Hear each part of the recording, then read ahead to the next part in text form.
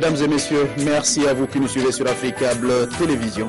Bienvenue dans Afrique Midi. Voici les titres de ce journal. Au Mali, la présence d'éléments du Polisario au sein du Moujao, le mouvement pour l'unicité du djihad en Afrique de l'Ouest, se confirme.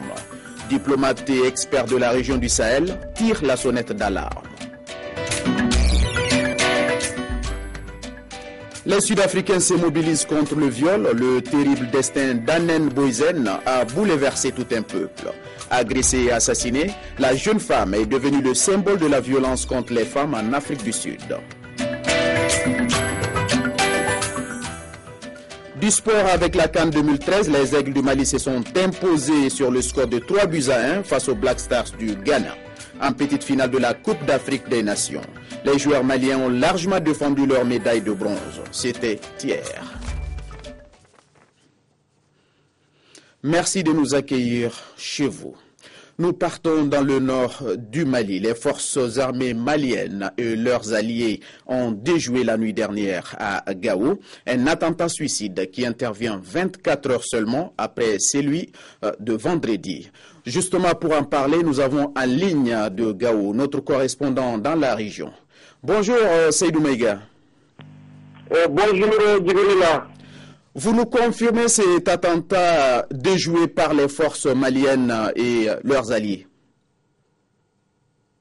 Justement, nous sommes à Gao où les islamistes auraient tenté hier soir vers les environs de 23 heures de donner des parades de tir en l'air près du poste où a eu lieu le premier attentat suicide.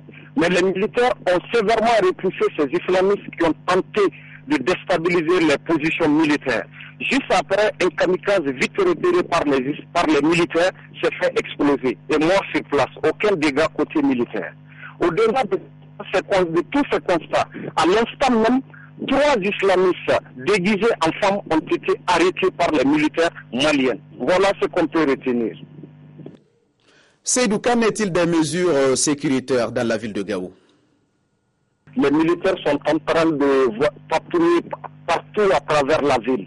La ville, la sécurité est très assurée par les militaires, mais cela n'empêche pas la population vraiment d'avoir des inquiétudes. Sinon, la patrouille continue. Ils ont redoublé d'efforts en ce qui concerne la patrouille. Seydou Meiga en direct de Gao. Merci Seydou. À moi de vous remercier, M. Djibrila. Et toujours d'après notre correspondant, à l'heure où nous vous parlons, des échanges de tirs ont eu lieu au centre-ville de Gao entre un groupe de djihadistes retranchés dans une maison et les forces maliennes et leurs alliés. Nous y reviendrons plus en détail dans nos prochaines éditions. Nous poursuivons avec l'actualité. Selon un article publié par le média marocain Al Arabiya Institute Studies, un tiers des combattants du Moujao seraient des éléments du Polisario. Une thèse confirmée selon ce média par le chef de la diplomatie malienne. Pour certains experts, la collision entre le Polisario et des groupes armés ne fait plus aucun doute aujourd'hui. Il ne fait plus aucun doute, il y a bien connivence entre le Polisario et les groupes terroristes au Nord Mali. Information confirmée par le chef de la diplomatie malienne lui-même. Tieman Kolibali déclarait en substance, ils étaient 500, aujourd'hui ils sont entre 5500 et 7000 hommes. Ces groupes ont été rejoints par des jeunes sans perspective d'avenir, y compris par des jeunes sahraouis des camps de Tindouf. C'était dans un entretien publié sur le site Atlas Info. De nombreux experts en matière de sécurité et lutte antiterroriste ont certifié la collision entre le Polisario et AQMI. On sait aujourd'hui, puisque c'est un ministre malien qui vient de le dire, que des jeunes Sahraouis venant des camps du Polisario, venant de Tindouf, ont été détectés, identifiés dans les troupes du Moujao et dans les rebelles, les insurgés au Mali. Ce qui signifie qu'il y a des connexions, qu'il y a une présence active de gens du Polisario dans ces groupes qui aujourd'hui prônent le djihad ou en tout cas gèrent les trafics à travers le Sahara. Ce n'est pas la première fois que les mercenaires polisariens combattent aux côtés de groupes terroristes.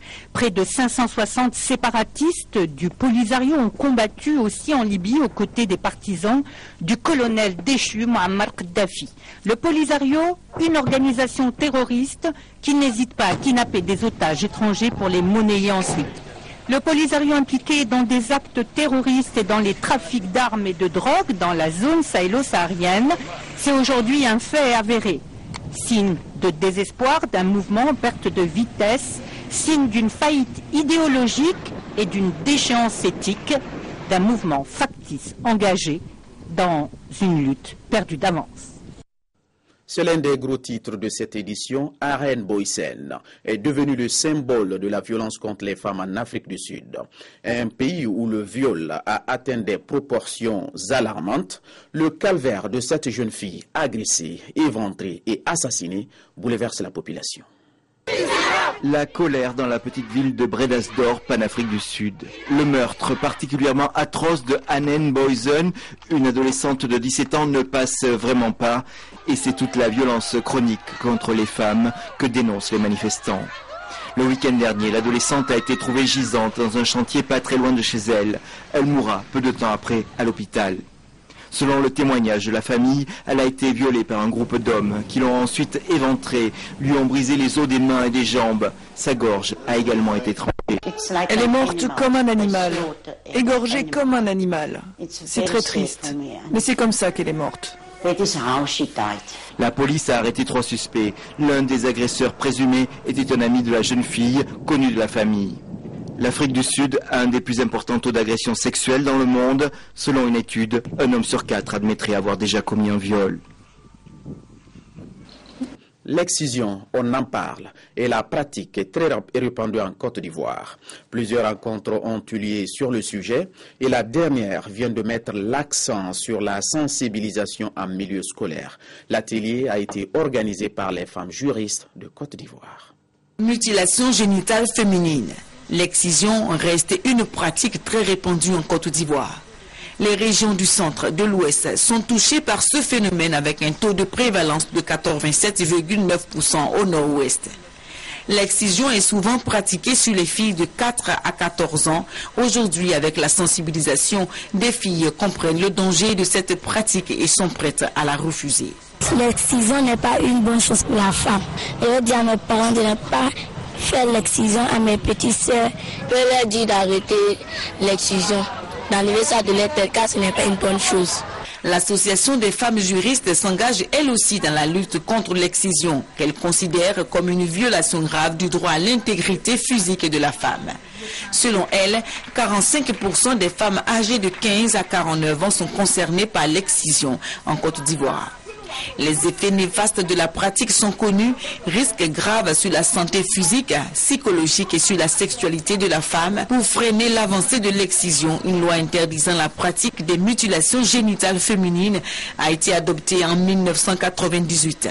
Cette année, les femmes juristes feront le nécessaire pour que la loi soit appliquée. Lorsque vous êtes auteur de l'excision, vous êtes puni d'1 an à 5 ans d'emprisonnement et d'une amende de 50 000 francs.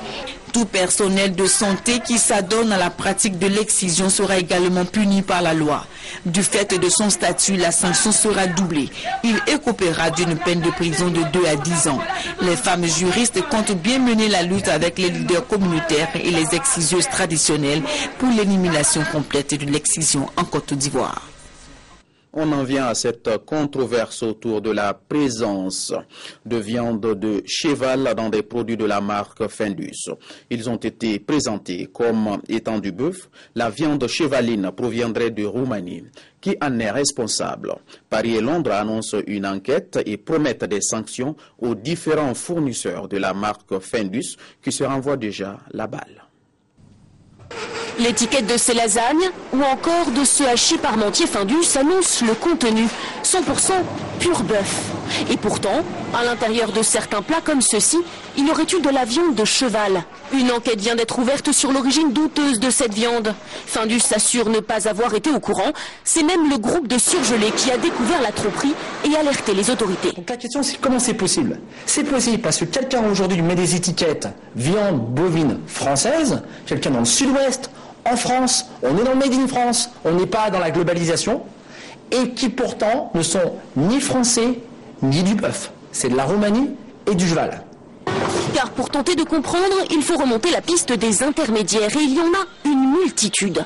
Le scandale est parti de Grande-Bretagne, mais la production, elle, vient de France. Findus fait appel à un sous-traitant, Comigel, basé à Metz. Lui-même travaille avec un fournisseur du sud-ouest, Spanghero. C'est ce fournisseur qui aurait importé la viande via des intermédiaires chypriotes et néerlandais en provenance de Roumanie. Le fournisseur Spanghero assure, lui, n'avoir rien à se reprocher. Pour vous, vous n'êtes pas responsable? Ah non, pas du tout, non. Ils ne sont pas du tout responsables. Nous sommes victimes. C'est l'abattoir roumain qui est responsable? Bien sûr. L'abattoir roumain, enfin, ou l'opérateur qui a mis ça, je ne sais pas si c'est l'abattoir ou s'il y a encore un autre intermédiaire, mais nous, il y a une traçabilité aujourd'hui de la viande qui doit être respectée. Nous avons respecté la traçabilité, nous avons continué la traçabilité qui nous a été amenée. Findus va porter plainte contre X en début de semaine prochaine, mais il pourrait ne pas être le seul à le faire. D'autres marques comme Picard, Carrefour ou encore Système U travaillent en effet avec les mêmes intermédiaires et ont dû elles aussi retirer leurs produits de la vente. Page sport de ce journal avec la 3e place Mali-Ghana, tous deux éliminés à une marche de la finale de cette 29e édition de la Coupe d'Afrique des Nations. Le Mali et le Ghana se sont retrouvés ce samedi pour la 3e place du tournoi.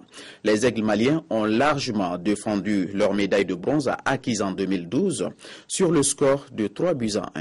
Le compte rendu de Aminata Mariko. C'est presque dans l'indifférence à Nelson Mandela Bay de Port Elizabeth que Aigle malien et Black Star ghanéens se sont affrontés sous la pluie, au nom de l'honneur. Sous la houlette de l'arbitre gabonais Eric Arnaud Atogo Kastan, le Ghana habillé ici en blanc met le pied sur l'accélérateur.